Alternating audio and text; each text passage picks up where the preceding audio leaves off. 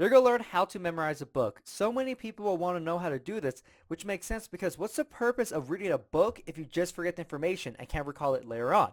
And so the way we're going to do this is by using a memory palace. And a memory palace is fantastic when it comes to learning information that has an order to it. For example, like a book, right? You have the first chapter, second chapter, third chapter, and so on.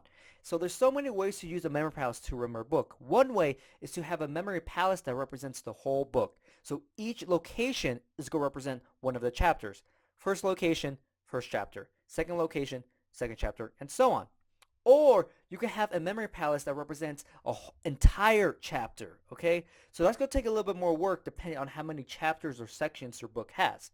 But after you have your palace, what you want to do is you want to change the information you want to remember from the book into images, then place the images in the corresponding locations and create a story out of them. Okay? So let's take Julius Caesar for example. Now there are 18 different scenes. So I would have a memory palace with 18 different locations. Each location is going to represent one scene. Now, something like Julius Caesar, I would want to remember maybe the characters and the main events that happen. So scene 1, Rome. Maybe that would be really useful to know, right? Kind of give me context to all the images I'm placing into a location. So maybe my first location is the swing set. So I see the swing set, so Rome. Maybe I picture a Roman Colosseum around the swing set, okay? And people are cheering in the stands. So that's why I see for that, to remind me, oh yeah, Rome was the setting. So of course, you go in, you could click in and start reading your book, and you're like, okay, wait, here are these different people. Okay, let me make images for them and place them into the location. And so you would do that because for this kind of book, I would want to remember the different people. And then of course when I'm reading through, if there's like an event I think is really important or a conversation, I'll probably remember that and place that into the first location at the swing set. Now, it really depends on what type of book you're reading. If you're reading a fiction book, maybe it's like the characters you want to remember, main events, plot development, things like that. That's really important for you.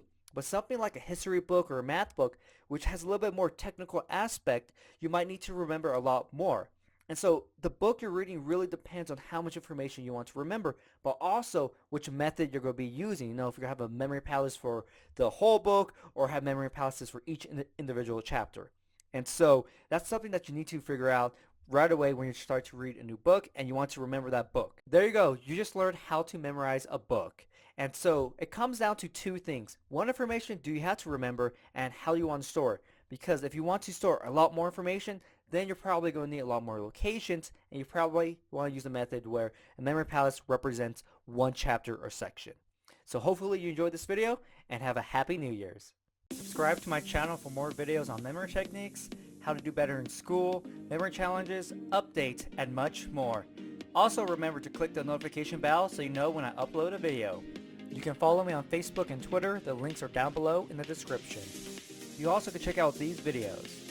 If you want to learn all the memory techniques and learn how to apply them to all sorts of information, or if you want to start competing in memory competitions, you can check out my programs down below in the description.